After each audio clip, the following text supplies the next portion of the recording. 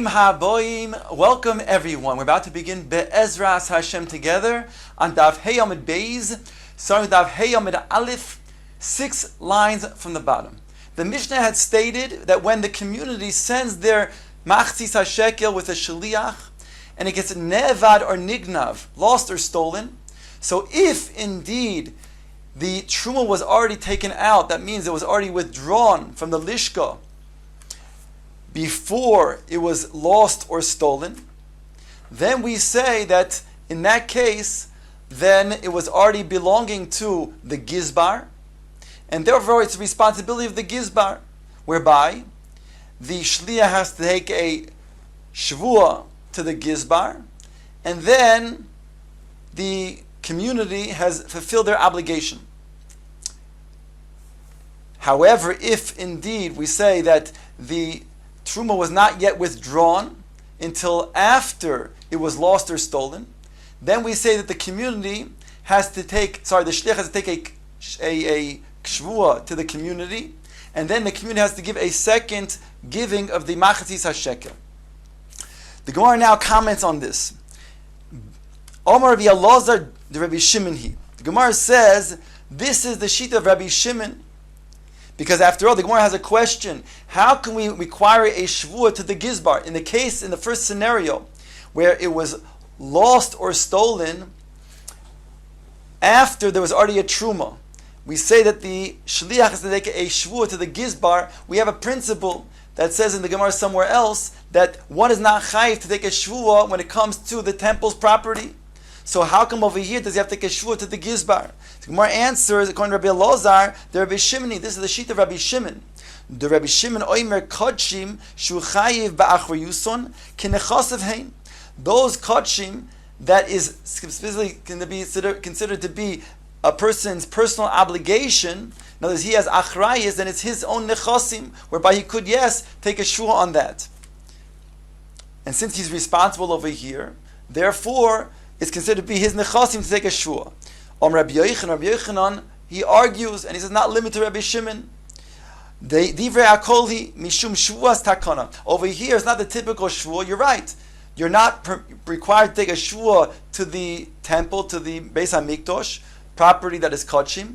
But over here, there's a special takana that we're requiring a shvua. And therefore, not only is it limited to Rabbi Shimon, everybody would agree over here there's a shvua to the gizbar. The Gemara now comments, Al das the Rabbi Yochanan necha. According to Rabbi Yochanan, who said is indeed a shvuas takana, then we can explain very well nishboin legizborim. V'im lab nishboin levnei ha'ir uvnei ha'ir shoiklin acherim tachtehem. Mishum shvuas takana on top of Hey Amud Beis. According to Rabbi Yochanan, it's understood, since we're talking about over here a shvuas takana, then we understand in both scenarios why there's a shvua. However, says the Gemara, El Rabbi Elazar, nishboin levnei ha'ir. When it says in the scenario that it was lost or stolen, or before already there was a withdrawal of the truma, so then the requirement is that the shliach take a shvua to the bnei ha'ir. Ask the Gemara, Hadahi the Rabbi Shimon. That is going to be very well. That's going to be understood that they can take a shvua to the bnei ha'ir. However, as the Gemara nishboin the gizborim, but in the event that it got lost or stolen after there was already a truma, there was a withdrawal from the lishka, then why are we taking a shvua to the gizborim? Gizborim mayaviditayu. In other words, according to Rabbi Shimon says that when there is a personal responsibility, then we say you can take a shvua. Here the gizbarim are not personally responsible. Granted, there'll be a loss to the temple, to the mikdash, but it's not going to be a personal liability to the gizbarim. So why are we then making the shliach take a shvua to the gizbarim? So therefore the Gemara has then refuted the opinion of Rabbi Elazar. The Gemara now brings a third shita. Nishboin livnei ha'ir b'maimed gizborim ki heich deloi lechashdinhu. Here the Gemara is talking about something else entirely. Here it's saying it's not the shvua that we thought, that it's taking a shvua to the gizbarim themselves. No. Indeed, there's no requirement to take a shvua to the gizbarim. the shvua is to the bnei ha'ir. And now here we're talking about, since the shluchim are shomrei sochar, so therefore they have to absolve themselves by taking a shvua in order to get paid. How do they do that? We said before that the shomer sochar is responsible for gnei va'aveda. However, if it's an oynes that was stolen, in this case we're talking about it was stolen by bandits. Since these bandits, it's an oynes, they came up and they came with knives or whatever, that's considered to be an oynes, not a regular considered to be gneva.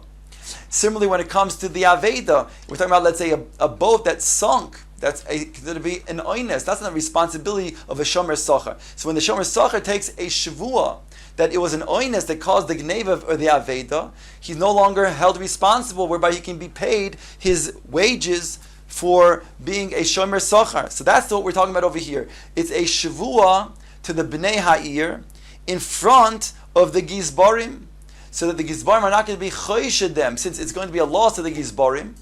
So we want to make sure that the gizbarim are present, so that at the time of the shul they see that it was really indeed an oynes. Inami, alternatively, Deloy nashvu lehu poishim, or the gizbarim are present in time of the shvua of the shlichim, so that they don't consider them to be poisheh, something similar. When the shomer sochar are going to take a shvua, then it'll be apparent to the gizbarim that they were not poisheya. They're taking a shvua that an oynes took place.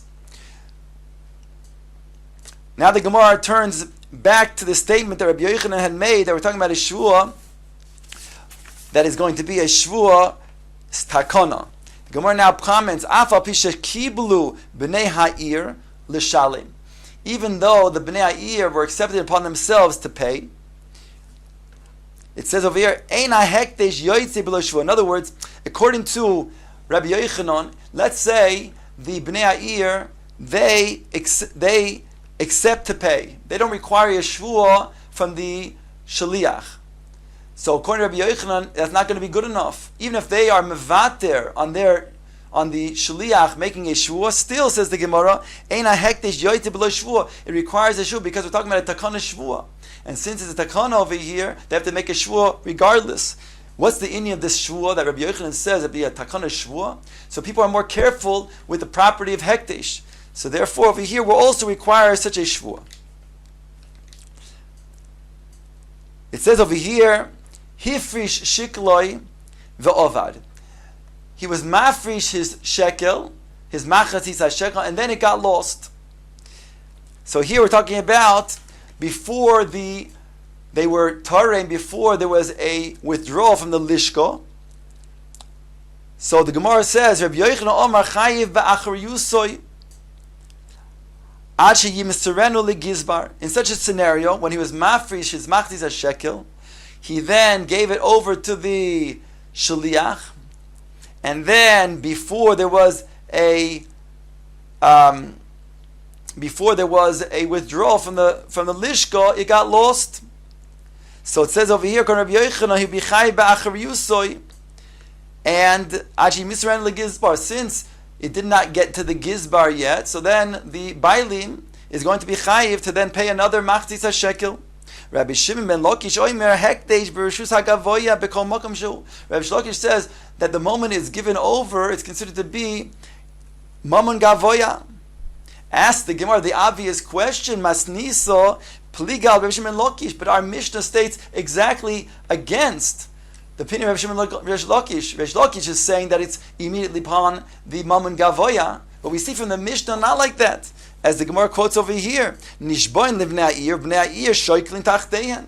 That in such a scenario, the bnei ha'ir, the shliach has taken a shvua, and the bnei ha'ir then have to give another machzis shekel. That means it has not yet given over to hekdesh, and therefore they remain responsible. So we see it doesn't go to Momon Gavoy immediately upon giving it to the shliach. Explains the Gemara, it's not a kasha in Rish Lakish. Why? Because loy oid hi mishum shvuas takana. Even Rabbi Lakish agrees that midiaraisa, what he's talking about is mamun gavoya. But the Rabbanan made a special takana, a shvuas takana, and therefore he agrees with Rabbi Yochanan that there's such a shvuas takana here. And the same way that the shvuas takana also requires that the original Bailim, the Bnei Ha'ir, will have to then pay up if it didn't yet get into the hands of the Gizbar.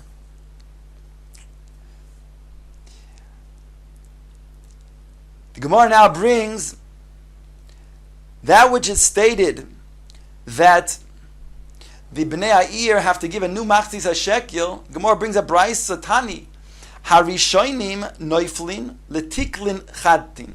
The original of the Machzis HaShekel, that goes, and we're talking about over here where it was then lost or stolen, and it was then ultimately recovered. Either the Ganovim gave back the Machzis HaShekel, or it was found. So here, what happens to the second set of Machzis HaShekel? There's now two Machzis HaShekel. Now there's a problem. You can't give more than Machzis HaShekel to the Beis HaMikdash for this present year. So what do we say? What happened to that extra Machzis HaShekel? Explains the Gemara with a Brayso Tani. Harishonim noiflin letiklin chadtin, vashni noiflin letiklin atikin. It says that the first ones go to the new shkalim, whereas the latter ones, the second ones, go to the old shkalim. There's a new shkalim that means for this year, and the old shkalim that is used not for the communal offerings but other upkeep of the needs of the community. So the Gemara says, ask the question, Eilu hein harishim ve'eilu hein hashnim. What's considered to the Rishonim, the Machzis HaShekel that's Rishonim, that goes to the new Shkolim, and what's considered to the Machzis HaShekel of the second one that goes to the old Shkolim? Says the Gemara, Rabbi Pinchas be Rabbi Chia, Rabbi Abba Mori, Chad Amar, Eilu shesholchu b'nei ha'ir tchila. One says that it's referring to the new, the original ones that go to the new shkolim is those that went out initially from the Bnei Ha'ir, the original Machzis HaShekel that they sent. V'charna Omar Eilu sheigiu lidei gizbarim tchila. And the other one says that these is referring to that which arrived to the gizbarim first. Those will go to then the new shkolim, whereas the second one that arrives will go to the old shkolim. Gemara now brings the next Mishnah that discusses what happens when there is a Machzis HaShekel that was already sanctified or already had Kedusha on it, and then is going to be used or try to be used for another Machzis HaShekel, for Machzis HaShekel itself. What is the din? The Mishnah discusses this scenario. Hanoisin shikloi lichaveroi, one who gives a Machzis HaShekel to his friend to be his shaliach on his behalf. Lishkol al yodoi, to then go bring the Machzis HaShekel on his behalf. V'shikloi al yidei atzmoi, and instead the shaliach takes that Machzis HaShekel and he gives the Machzis HaShekel for himself, not for the one who had sent him. So the Mishnah says, Im nitramu hatruma moal. If the truma was already withdrawn from the lishka, then we say moal. That means to say, if it was already withdrawn, and then the shaliach makes it his own by then giving it to the gizbar, then we're going to say that indeed is me'ilah. In other words, the Mishnah is telling us over here that since it was drawn, the nitruma was truma, from the fact that it was already drawn from the lishka, even though this specific Machzis HaShekel did not arrive yet, but that's going to be towards the truma, the withdrawal, and therefore it's already considered to be given to the gizbar, to the Beis HaMikdash, whereby now that the shliach uses this for himself, it's a me'ilah, because it already has kedusha. The Mishnah continues, Hashoykil shikloi mina hekdesh, one who is makdish, something from hekdesh. That means to say he already had a coin that already had, let's say he was sanctified, he consecrated to then be given the Bedek HaBayis, and now he wants to use that for Machzis HaShekel. So the Mishnah says, V'nitruma hatruma, v'karva habehema moal.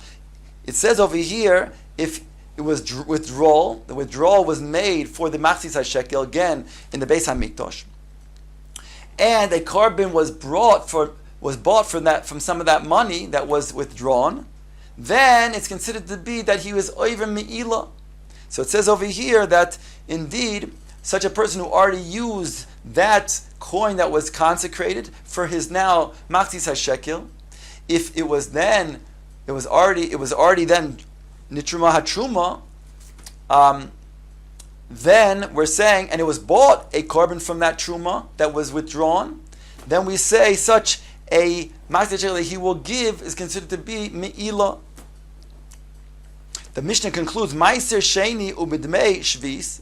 It says, if a person used Meiser Sheni, that's Meiser Sheni we know is one of the Meisrim that has to then be brought. He has to take Meiser from his produce and then bring that Meiser to Yerushalayim and eat that food in Yerushalayim. However, if it's too cumbersome, the Torah allows him to then be poideh onto a coin, and then take the coin and buy food in Yerushalayim and eat in Yerushalayim with that food. Or Demei Shvis, a person then sells, and the money that the money of the Kedusha Shvis, of the payros, will then go on to the money. So what the Mishnah says, Yoichal Kenegden, he must eat the value Kenegden, Keneged the Meiser Sheni or the Demei Shvis. Okay, the Gemara now brings the following question based on the latter case that we saw in the Mishnah. It says somebody who he gave Meiser Sheni from already something that was already consecrated. So it states in the Mishnah that not only was there a truma that was done, but the money from that truma, that withdrawal, was used to buy a carbon.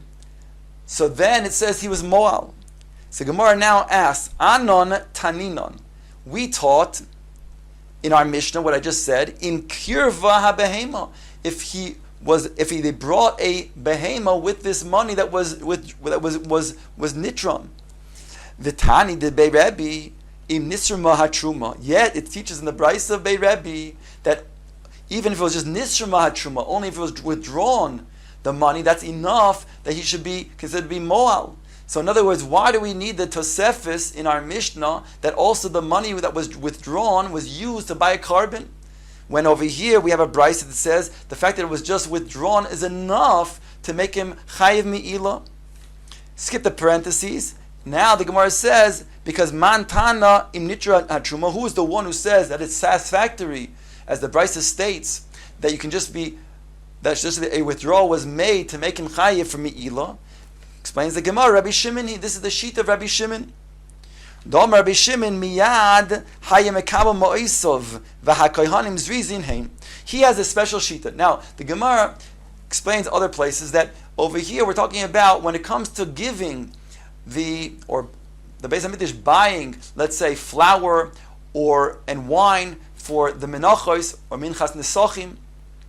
So they would work out from various farmers that they would, or those who would then sell these items, and they would work out them to buy from these sellers, but they would work out that it was not going to be a chal. The sale would not be chal until they actually used it for, let's say, a mincha offering or a libation to indeed ensure that it didn't come spoiled, that they wouldn't lose money. So it wasn't considered to be a true sale until they first used it as a mincha.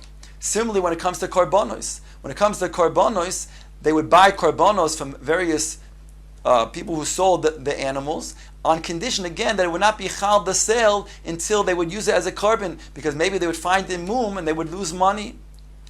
So too over here.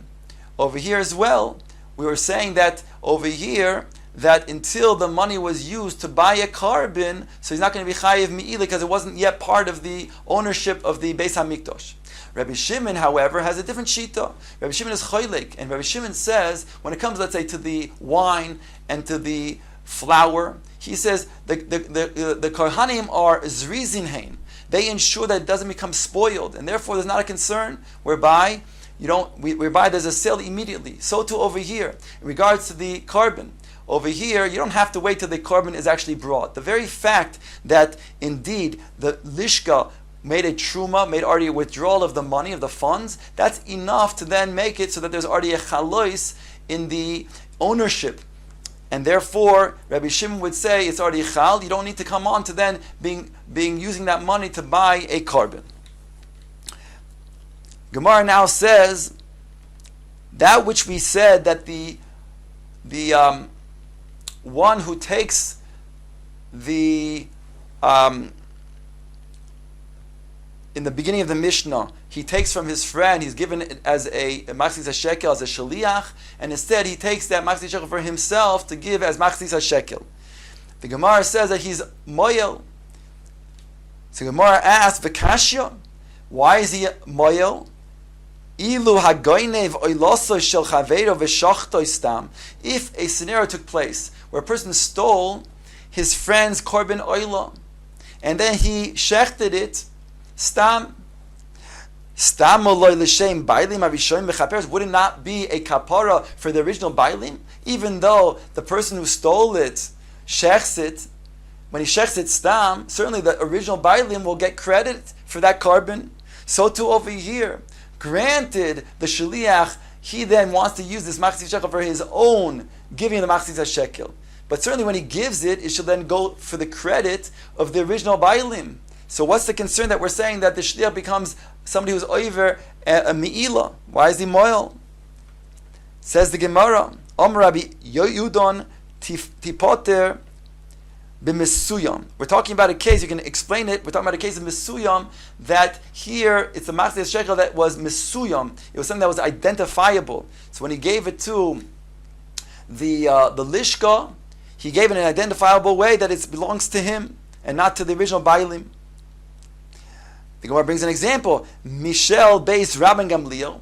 We know that the Beis Rabban Gamliel, they were specific, even though it doesn't make a difference whether it's withdrawn with your specific Masechet Shekel or not. Since you gave the Masechet Shekel, then you're included in all of the purchases of the Masechet Shekel that was withdrawn. So nonetheless, Beis Rabban Gamliel was very careful, the household of Rabban Gamliel, to place their Masechet Shekel in such a way that the one who does do the withdrawing will take their Masechet Shekel. And therefore, shahayu miskavim v'doich v'l'toich hakufa. They would throw their Masechet Shekel on top, and then the gizbar would be miskavein v'doichvan, and the gizbar, the one who's in charge, would then have intention and take l'toich hakupa.